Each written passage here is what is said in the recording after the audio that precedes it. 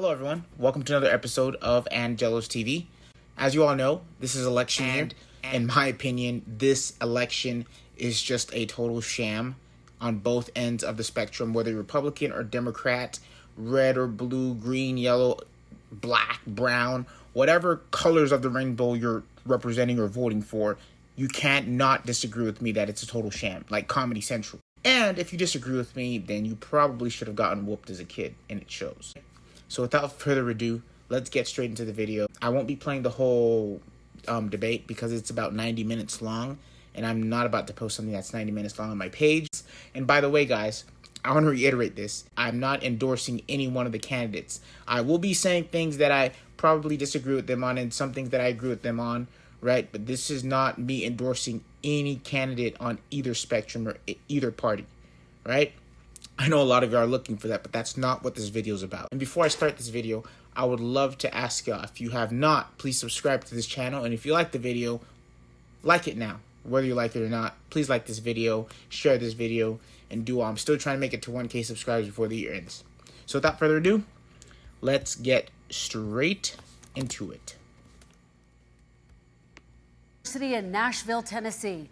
I'm Kristen Welker of NBC News, and I welcome you to the final 2020 presidential debate between President Donald J. Trump and former Vice President Joe Biden. Tonight's debate is sponsored by the Commission on Presidential Debates. It is conducted under health and safety protocols designed by the Commission. Except right now, as we welcome to the stage former Vice President Joe Biden and President Donald J. Trump.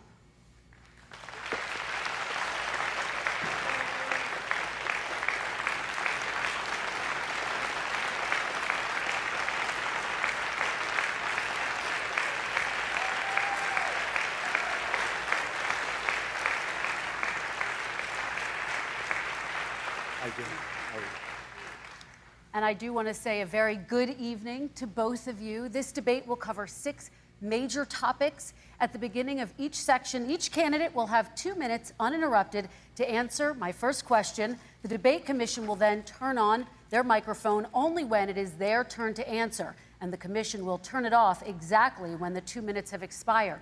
After that, both microphones will remain on, but on behalf of the voters, I'm going to ask you to please speak one at a time. The goal is for you to hear each other and for the American people to hear every word of what you both have to say. If you're ready, let's start. And we will begin with the fight against the coronavirus. President Trump, the first question is for you. The country is heading into a dangerous new phase. More than 40,000 Americans are in the hospital tonight with COVID, including record numbers here in Tennessee. And since the two of you last shared a stage, 16,000 Americans have died from COVID. So please be specific. How would you lead the country during this next stage of the coronavirus crisis? 2 minutes, uninterrupted. So, as you know, 2.2 million people modeled out were expected to die. We closed up the greatest economy in the world in order to fight this horrible disease that came from China. It's a worldwide pandemic. It's all over the world. You see the spikes in Europe and many other places right now. If you notice, the mortality rate is down 85%. The excess mortality rate is way down and much lower than almost any other country. And we're fighting it, and we're fighting it hard. There is a spike. There was a spike in Florida, and it's now gone. There was a very big spike in Texas. It's now gone. There was a very big spike in Arizona. It's now gone. And there are some spikes and surges in other places. They will soon be gone. We have a vaccine that's coming. It's ready. It's going to be announced within weeks, and it's going to be delivered. We have Operation Warp Speed, which is the military is going to distribute the vaccine, distributing them all over the world. It will go away, and as I say, we're rounding the turn. We're rounding the corner. It's going away. Okay, former Vice President Biden, to you, how would you lead the country out of this crisis? You have 2 minutes uninterrupted. 220,000 Americans dead. If you hear nothing else I say tonight, hear this. Anyone who's responsible for not taking control, in fact, not saying I take no responsibility initially, anyone who's responsible for that many deaths should not remain as President of the United States of America. We're in a situation where there are 1,000 He's going for the jugular already. Deaths a day now, 1,000 deaths a day. And there are over 70,000 new cases per day. Compared to what's going on in Europe, as the New England Medical Journal said, they're starting from a very low rate. We're starting from a very high rate. The expectation is we'll have another 200,000 Americans dead between now and the end of the year. If we just wore these masks, the president's own advisors have told him, we could save 100,000 lives. And we're in a circumstance where the president thus far and still has no plan, no comprehensive plan. What I would do is make sure we have everyone encouraged to wear a mask all the time. I would make sure we move in the direction of rapid testing, investing in rapid testing. I would make sure that we set up national standards as to how to open up schools and open up businesses so they can be safe and give them the wherewithal, the financial resources to be able to do that. We're in a situation now where the New England Medical Journal, one of the most serious journals in the whole world, said for the first time ever that the way this president has responded to this crisis has been absolutely tragic. And so, folks, I will take care of this. I will end this. I will make sure we have a plan. 40% of Americans say they would definitely agree to take a coronavirus vaccine if it was approved by the government. What steps would you take to give Americans confidence in a vaccine if it were approved? Make sure it's totally transparent. Have the scientists of the world see it, know it, look at it, go through all the processes. And by the way, this is the same fellow who told you this is going to end by Easter last time. This is the same fellow who told you that, don't worry, we're going to end this by the summer. We're about to go into a dark winter, and he has no clear plan, and there's no prospect that there's going to be a vaccine available for the majority of the American people before the middle of next year. President Trump, your reaction, he says you have no plan. I don't think we're going to have a dark winter at all. We're opening up our country. We've learned and studied and understand the disease, which we didn't at the beginning. When I closed and banned China from coming in heavily infected, and then ultimately Europe, but China was in January. Months later, he was saying I was xenophobic. I did it too soon. Now he's saying, oh, I should have, moved quicker. But he didn't move quicker. He was months behind me, many months behind me.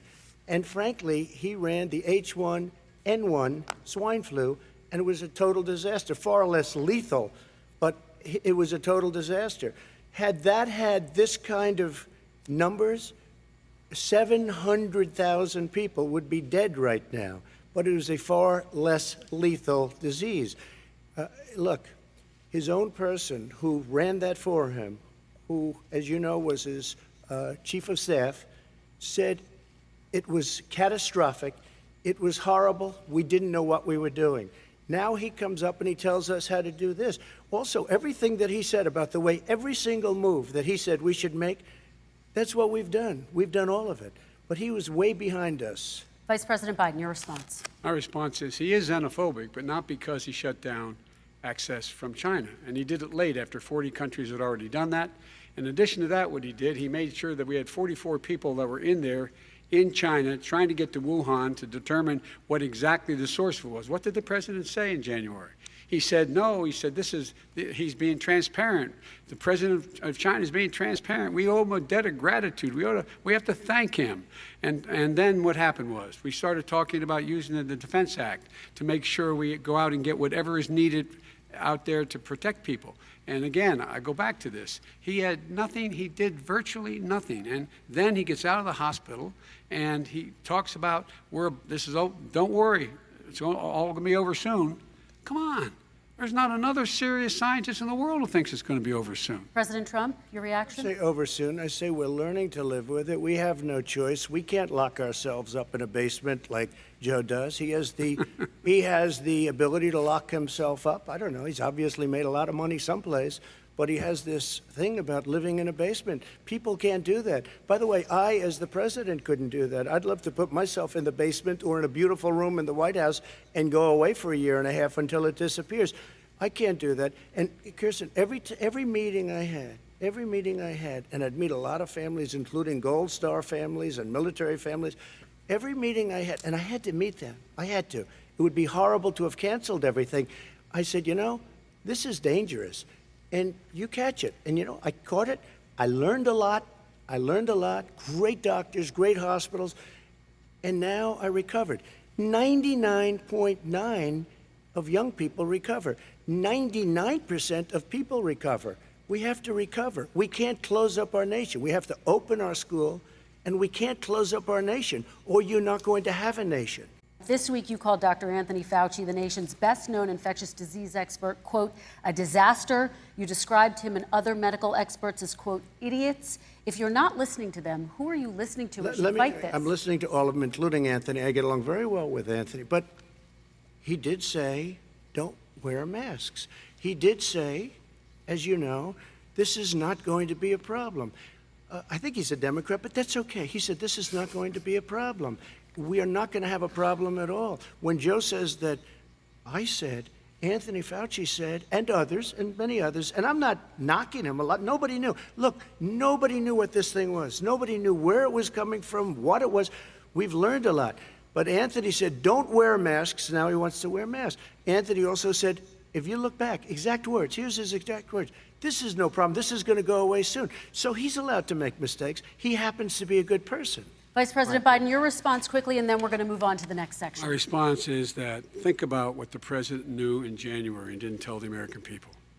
He was told this was a serious virus that spread in the air, and it was much worse than the flu. He went on record and said to one of your colleagues, recorded, that in fact he knew how dangerous it was, but he didn't want to tell us. He didn't want to tell us because he didn't want us to panic. He didn't want us. Americans don't panic. He panicked. But guess what? In the meantime, we find out in the New York Times the other day that, in fact, his folks went to Wall Street and said this is a really dangerous thing. And a memo out of that meeting, not from his administration, but from some of the brokers, said sell short because we got to get moving. It's a dangerous problem. Well, this is I'm going to give you 30 seconds to respond, and then we're going to Wall Street move one, on. I don't know. Somebody went to Wall Street. You're the one that takes all the money from Wall Street. I don't take it. I haven't. You have raised a lot of money, tremendous amounts of money. And every time you raise money, deals are made, Joe. I could raise so much more money. As president and as somebody that knows most of those people, I could call the heads of Wall Street, the heads of every company in America. I would blow away every record, but I don't want to do that because it puts me in a bad position.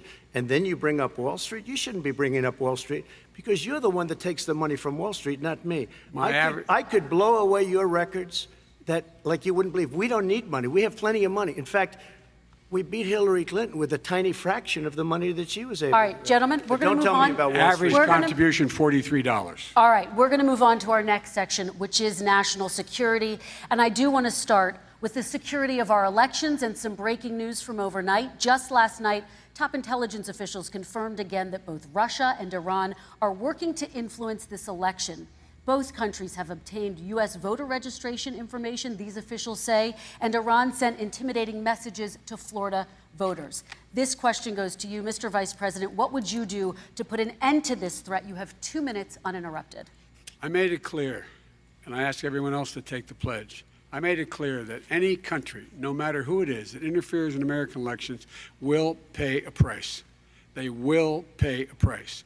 And it's been overwhelmingly clear this election, I won't even get into the last one, this election, that Russia has been involved, China has been involved to some degree, and now we learn that Iran is involved. They will pay a price if I'm elected. They're interfering with American sovereignty. That's what. Now, I agree with Biden on this, right? There comes a point in time where other countries should not be meddling in affairs of a certain country, especially the United States, right? They should be held accountable for certain things. And that's something Trump has failed on. Whether you like him or not, whether you vote for him or not, I actually agree with Biden on this, right? Whether you like Biden or not, you must agree with him on that. They're meddling in too many affairs of the United States, right? And that is a huge problem because that really affects our democracy as a nation. What's going on right now? They're interfering with American sovereignty. And to the best of my knowledge, I don't think the president said anything to Putin about it. I don't think he's stalking them a lot. I don't think he said a word. I don't know why he hadn't said a word to Putin about it. And I don't know what he has recently said, if anything, to the Iranians. My guess is he'd probably be more outspoken with regard to the Iranians. But the point is this, folks. We are in a situation where we have foreign countries trying to interfere in the outcome of our election. His own national security advisor told him that what is happening with his buddy, I will. His buddy, Rudy Giuliani, he's being used as a Russian pawn. He's being fed information that is Russian, that is not true. And then what happens? Nothing happens. And then you find out that everything that's going on here about Russia is wanting to make sure that I do not get elected the next president of the United States because they know I know them and they know me. I don't understand why this president is unwilling to take on Putin when he's actually paying bounties to kill American soldiers in Afghanistan, when he's engaged in activities that are trying to destabilize all of NATO. I don't know why he doesn't do it, but it's worth asking the question, why isn't that being done? Any country that interferes with us will, in fact, pay a price because they're affecting our sovereignty. President Trump, same question to you. Let me ask the question. You're going to have 2 minutes to respond. For 2 elections in a row now, there has been substantial interference from foreign adversaries. What would you do in your next term to put an end to this? 2 minutes uninterrupted. Well, let me respond to the first part, as Joe answered. Joe got $3.5 million from Russia, and it came through Putin because he was very friendly with the former mayor of Moscow, and it was the mayor of Moscow's wife. And you got $3.5 million. Your family got $3.5 million, and you know, someday you're going to have to explain, why did you get 3.5? I never got any money from Russia. I don't get money from Russia. Now, about your thing last night, I knew all about that. And through John Ratcliffe, who is fantastic, DNI, he said, the one thing that's common to both of them, they both want you to lose because there has been nobody tougher to Russia. Between the sanctions, nobody tougher than me on Russia. Between the sanctions, between all of what I've done with NATO, you know, I've got the NATO countries to put up an extra $130 billion, going to $420 billion a year. That's to guard against Russia. I sold, while he was selling pillows and sheets, I sold tank busters to Ukraine. There has been nobody tougher on Russia than Donald Trump. And I'll tell you, they were so bad. They took over the submarine port. You remember that very well. During your term, during you and Barack Obama, they took over a big part of what should have been Ukraine. You handed it to them, but you were getting a lot of money from Russia. They were paying you a lot of money, and they probably still are. But now, with what came out today, it's even worse. All of the emails, the horrible emails of the kind of money that you were raking in, you and your family. And Joe, you were vice president when some of this was happening, and it should have never happened. And I think you owe an explanation to the American people. Why is it? Somebody just had a news conference a little while ago who was essentially supposed to work with you and your family, but what he said was damning. And regardless of me, I think you have to clean it up and talk to the American people. Maybe you can do it right now. Vice President Biden, you may respond. 30 seconds. And then I do want to follow up on the election security. I have not taken a penny from any foreign source ever in my life. We learned that this president paid 50 times the tax in China, has a secret bank account with China, does business in China, and in fact is talking about me taking money. I have not taken a single penny from any country whatsoever, ever. Number one. Number two, this is a president, I have released all of my tax returns, 22 years. Go look at them. 22 years of my tax return. You have not released a single solitary year of your tax return. What are you hiding? Why are you unwilling? The foreign countries are paying you a lot. Russia's paying you a lot. China's paying you a lot. And your hotels and all your businesses all around the country, all around the world. And China's building a new road to a new a golf course you have overseas. So, I mean, Biden is not lying, though. He's not lying. Like, bro, where's your tax returns? He's not lying. That's the thing. Whether you like these candidates or not, they're dropping a lot of truth about each other, on each other. You just can't deny. Whether you hate Trump, he dropped a lot of truth. And whether you hate Biden, he's dropping a lot of truth. And that's the thing. That goes to show you, not one candidate is without sin. They both have a lot of mistakes on their name, right? They have a lot to chew on their plate. So, like, what these people are saying are true. Like, where's your tax returns, bro? Where are they? What's going on here? Why don't release your tax return or stop talking about corruption? President Trump, your response. First of all, I called my accountants under audit. I'm going to release them as soon as we can. I want to do it, and it'll show how successful, how great this company is. But much more importantly than that, people were saying $750. I asked them a week ago, I said, what did I pay? They said, sir, you prepaid tens of millions of dollars. I prepaid my tax. Tens over the last number of years. Tens of millions of dollars I prepaid because at some point they think it's an estimate. They think I may have to pay tax. So I already prepaid it. Nobody told me that. Did your accountant Nobody tell you told when you you that. could release Excuse them? me. And it wasn't written whenever they write this. They keep talking about $750, which I think is a filing fee. But let me just tell you, I prepaid millions and millions of dollars in taxes. Number one. Number two, I don't make money from China. You do. I don't Then show your tax returns. make money from Ukraine. You do. I don't make money from Russia. You made $3.5 million, Joe, and your son gave you. They even have a statement that we have to give 10% to the big man. You're the big man, I think. I don't know. Maybe you're not, but you're the big man, I think. Your son said we have to give 10% to the big man. Joe, what's that all about? It's terrible. All right, gentlemen, I want to ask you both some questions I have to about all of this, respond to but that. I'm going to let you both respond very quickly. You just said you spoke to your accountant Yes. about potentially releasing your taxes. Did he tell you when you can release them? Do you As have soon a as the audit is deadline for finished. when you're going to release them I to the get American treated people? worse than the Tea Party got treated. Because you I have a don't lot have of the time. people in there, deep down in the IRS, they treat me horribly. We made a deal, it was all settled until I decide to run for president. I get treated very badly by the IRS, very unfairly. But we had a deal all done. As soon as we're completed with the deal, I want to release it. But I have paid millions and millions of dollars, and it's worse than paying. I paid in advance. It's called prepaying your taxes. I paid in advance. I want to ask you both about questions regarding your potential foreign entanglements and questions that have been raised to give you both a chance Some to point talk about about this this part more of this. broadly. Respond very quickly, and then I'll get to my question. Why did he's been saying this for 4 years? Show us. Just show us. Stop playing around. You've been saying for 4 years you're going to I agree with Biden on this one. Show the tax returns, man. Like, release Show your them. taxes. Nobody knows it, Mr. President. What they do know is you're not paying your taxes, or you're paying taxes that are so low. When last time he said what he paid, he said, I only pay that little because I'm smart. I know how to game the system. Come on. Come on, folks. Very So quickly, President Trump, and then I want to get to two questions to both of you on this. I was put through a phony witch hunt for 3 years.